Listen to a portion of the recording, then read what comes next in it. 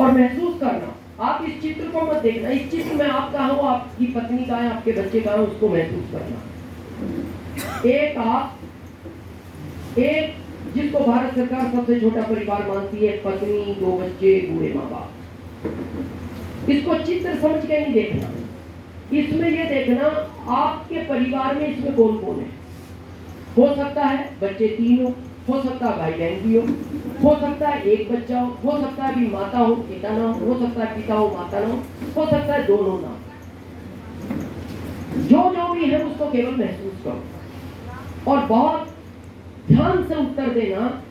इस पूरी तस्वीर में आप अपने घर में अभी किस जगह हो? जहानाबाद वाला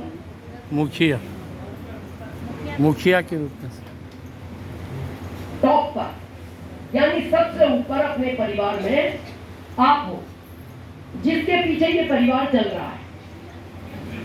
और जो सबसे ऊपर होता है उसकी जिम्मेदारियां ज्यादा होती है।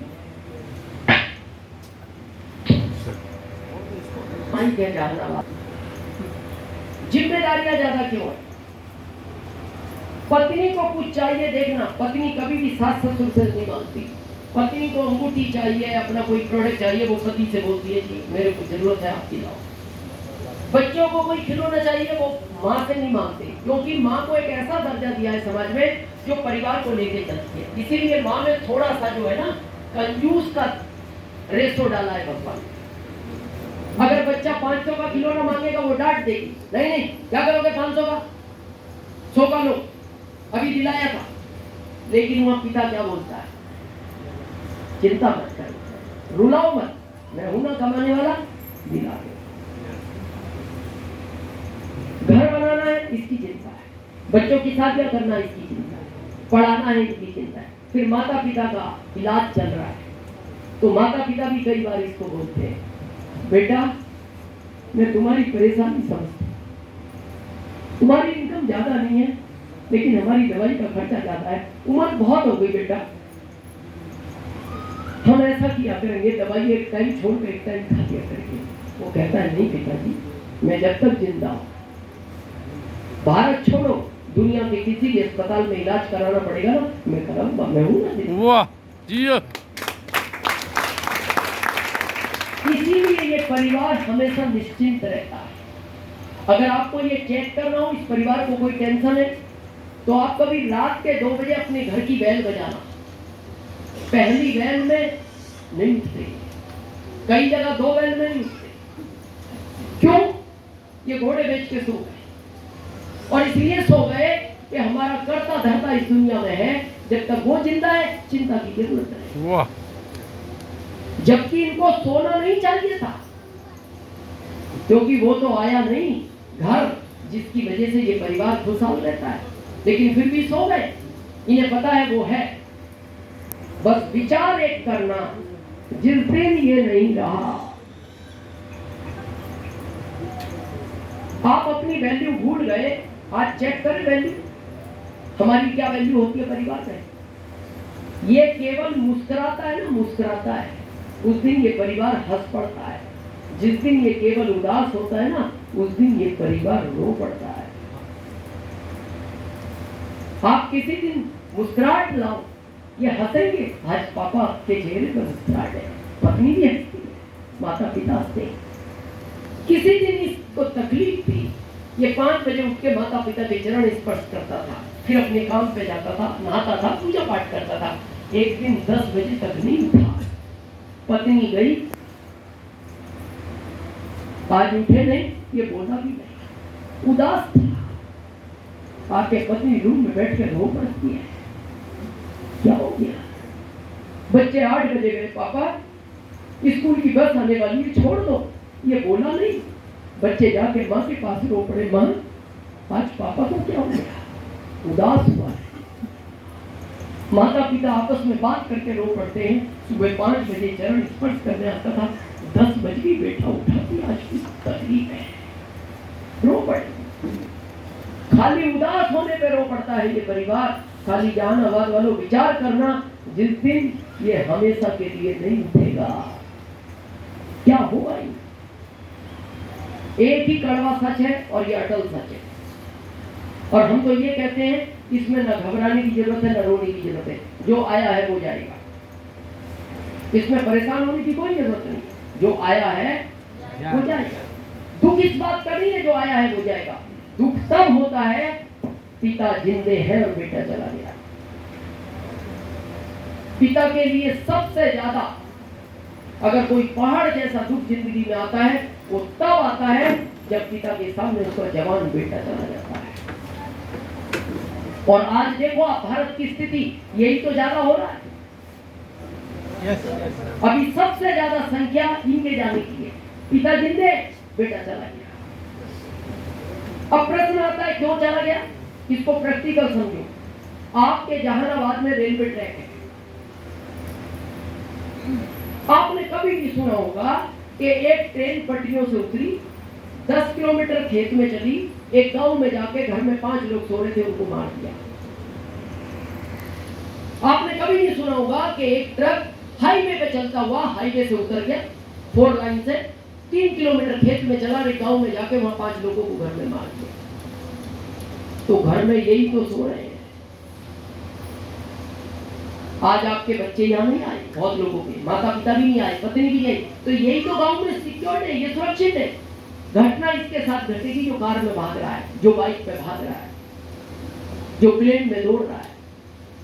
12 तारीख की वो घटना याद है, अहमदाबाद एयर क्रैश। यही तो थे इसमें, ये नहीं थे, ये थे। आखिरी वीडियो देखो ना, रोम रोम कांप उठता है। शिनाख्त नहीं हो पाई ये किसके परिवार का व्यक्ति है, सैंपल लेने पड़े। वो वीडियो हमारे पास आई, उस व्यक्ति को उठाया जले हुए को 4 लोगों ने, तो सिर किसी के हाथ में रह गया, ये हाथ उसके हाथ में रह गया, ये हाथ उसके हाथ में रह गया, दोनों पैर उसके हाथ में रह गए, बीच का हिस्सा मिल गया। आखिरी टाइम का वो 28 साल का पायलट, अगर वो वीडियो किसी ने देखा हो, जब वो कोऑर्डिनेट कर रहा था तो उसको सामने से वो कह रहा था सर दोनों इंजन खराब हो चुके हैं। तो उसने कहा हमने अनुमति दे दी है, आप प्लेन को रनवे पे ले आओ। उसने कहा नहीं सर रनवे पे आप नहीं आ सकता, समय नहीं बचा, दोनों इंजन खराब हो गए। नहीं नहीं आप चिंता मत करो। उसके आखिरी वर्ड सुनना, उस पिता के 28 साल का बच्चा था, वो लास्ट में उसको बोलता है सर प्लेन तो अब नहीं आ पाएगा, हो सकता है कुछ सेकंड बाद मेरी बात भी आपसे न हो पाए, पर मेरी 5 साल की बेटी को ये संदेश जरूर देना, तेरे पिता तेरे से बहुत प्यार करते थे। ये कह के उसने आखिरी शब्द उसका बंद हो गया। यानी वो आज तक अपनी बच्ची को ये भी नहीं कह पाया कि मैं प्यार करता हूं। बच्ची घर में, पत्नी घर में, पिता घर में, बच्चा चला गया। बहुत लोग हमसे बोलते हैं कई बार कि जॉब का आप विरोध क्यों करते हो? विरोध नहीं करते, आप बहुत प्रैक्टिकल समझना इस चीज को। आप आईएएस बन गए, मान लो जॉब में आईएएस बन गए, बनते ही 1 लाख आपकी सैलरी है, परिवार अच्छा है, सिक्योरिटी गार्ड मिला हुआ है, बत्ती मिली हुई है, पत्नी को भी गार्ड मिला हुआ है, काम करने वाले घर में, बच्चे दोनों 10,000 के स्कूल में पढ़ते, 5-5 हजार फीस है, माता पिता का 20,000 का मेडिकल का इलाज चलता है, सब जीवन अच्छा है। लेकिन घटना तो घटेगी, घट रही है रोज, घटी। ये पद खाली हो गया, आईएएस का पद खाली हो गया जहानाबाद वालों, इस पद पर इस परिवार से किसको बैठाया जाएगा? किसी को नहीं। क्यों नहीं? किस बात का ये सीना चौड़ा करके घूम रहे हैं भारत में? मैं आईएएस हूं। घटनाएं रोज घटती है, दुख इस बात का नहीं होगा। इस परिवार से किसी को नहीं बैठाया जाएगा क्योंकि नियम नहीं है। चलो पढ़े लिखे नहीं है, नियम नहीं है, पत्नी अनपढ़, बच्चे छोटे, माता पिता बूढ़े हो गए। अब 1 लाख रुपए तो हर महीने इस परिवार को दोगे या नहीं? नहीं मिलेगा। खाली ये विचार करो ये बच्चे कैसे पढ़ेंगे, इन माता पिता का इलाज कौन करवाएगा? अगर इस बच्चे को पहले दिन ये पता होता कि मैं मेरे पिता के पहले इस दुनिया को छोड़ दूंगा, ये शायद पढ़ता भी। 18 घंटे डेली पढ़ता था ये बच्चा, 18 घंटे, 6 नंबर का चश्मा लग गया IAS बनने के लिए। जिस दिन ये खत्म हुआ, परिवार खत्म हो गया। हम RCM को क्यों इतना गर्व से महसूस करते हैं? अब इसमें देखना, इसमें भी घटना ये घटेगी। हमारे ग्रुप में यूपी जौनपुर से पंकज चौहान, 33 साल की उम्र थी उनकी। पढ़ने में इतने टैलेंट थे वो, आज भी गांव में लोग ये बोलते हैं, हर चीज का ज्ञान था उनको, डॉक्टरी का, वकालत का, पुलिस का, जिसका भी पूछो। बहुत दीवाने थे RCM के। और हम कई बार बोलते थे उनको, चौहान साहब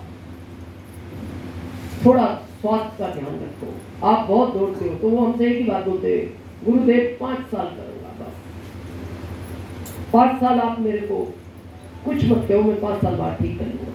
उसी बीच कोरोना आ गया, फील्ड में थे, वायरल अंदर चला गया, ऑक्सीजन लेवल गिरता गया, 65 आया, 55 आया, 45 आया। तो जौनपुर से सुरेश जी है जो वंडर वर्ल्ड चलाते हैं वहां का, उनका फोन आया। जब हमने आवाज सुनी, आवाज रोने जैसी, हमने कहा क्या हुआ सुरेश जी? बोले गुरुदेव चौहान साहब नहीं रहे। आप विश्वास नहीं करोगे, हम अपनी जिंदगी में कभी इतना परेशान नहीं हुए जितना चौहान साहब के बाद हुए। हमारे पिताजी इस दुनिया से गए तब भी हम इतने परेशान नहीं हुए, उनको कैंसर था। दादाजी गए तब भी हम बहुत ज्यादा परेशान नहीं हुए। कई रिश्तेदार इस कोरोना में गए तब भी हम बहुत परेशान नहीं हुए। 3 दिन हमने भोजन नहीं किया।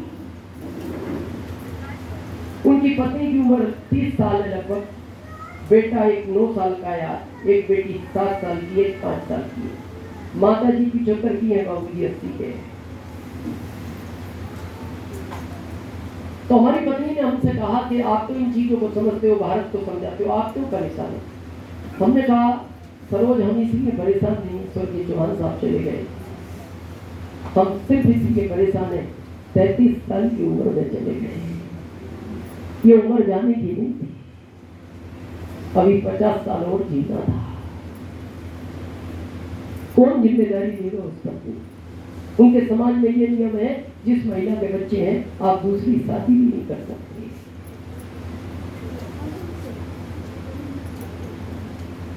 हमने शुरू में कहा था पिता के लिए सबसे बड़ा दुख होता है। आज भी उनके पिता किसी से बात नहीं करते, उसी दिन से गुमसुम रहते हैं। जब भी कोई उनसे बात करता है वो एक ही बात बोलते हैं, मैं मरना चाहता हूँ, मैं जिंदा नहीं रहना चाहता। मैं मर तो उसी दिन गया था जिस दिन पंकज जी दुर्गा, मैं लाश के रूप में। अभी उन्होंने, उनके छोटे बच्चे प्रिंसिपल है स्कूल में, उनको बुला कर कहा, यार बेटा अब मैं मरना चाहता हूँ। वो बोले नहीं पापा कैसी बात कर रहे हो? वो लखनऊ ले गए, रिपोर्ट में कुछ नहीं आता। आज भी पोता पोती जाके पूछते, दादाजी हम है ना? नहीं बेटा अब मैं नहीं हूँ, तुम हो मैं नहीं।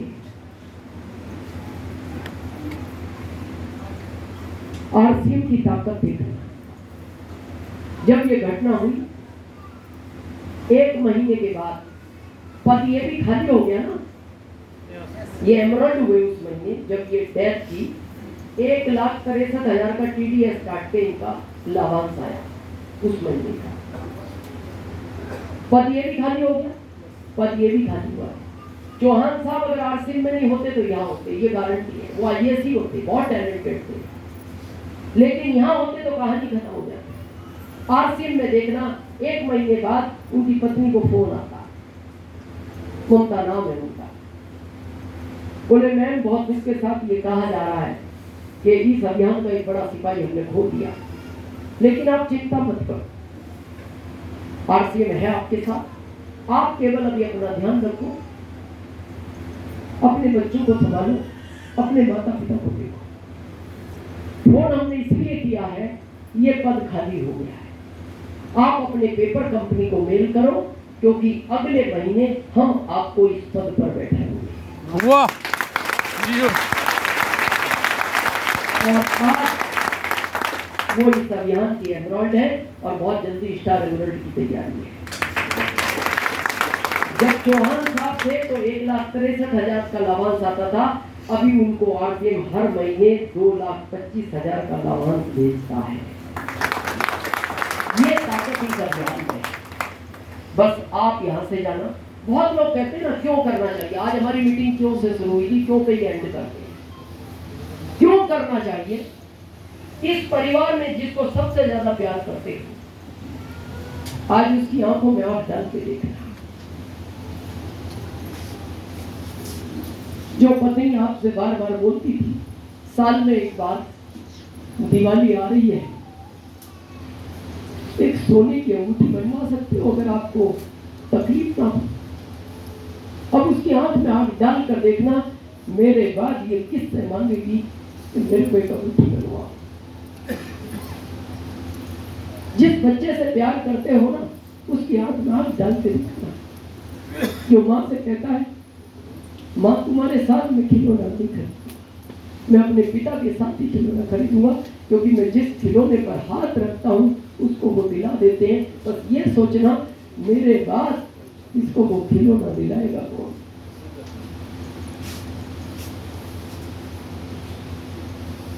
उस पिता की आंख में डाल कर देखना जो आपसे कहते हैं बेटा तुम परेशान हो शायद, मेरे इलाज में पैसा ज्यादा लग रहा है, बस ये देखना आपके बाद इनका इलाज कौन करवाएगा। अगर यहाँ हो तो इनकी लाइफ खत्म है। यहाँ तक पहुंच गए, इस जगह को तो कोई नहीं भर सकता, लेकिन इनको जिंदगी में 7 पीढ़ियों को किसी के आगे हाथ नहीं फैलाना। करते हैं आप सबने हम सबको सुना, इसके लिए हम आपके बहुत बहुत आभारी हैं। धन्यवाद। जय